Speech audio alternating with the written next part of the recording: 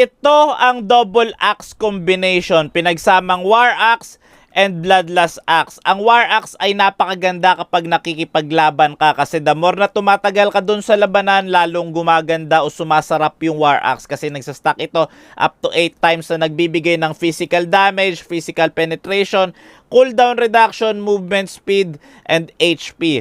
Ang Bloodlust Axe naman nagbibigay ng cooldown reduction, physical damage, and spell vamp. Ang spell vamp ay bumabalik yung buhay mo kapag tumatama yung mga skills mo. Kaya wag mo itong ilalagay kina Silong, kina Argus, itigil nyo na yan. Ang dapat humawak nito ay sina Khalid, Terisla, Lapu-Lapu, Yushong, basta mga heroes na yung skills nila ay doon nakadepende yung kanilang damage para bumabalik yung inyong buhay. At pangmatagalan kasi at panghampasan talaga yung item na to.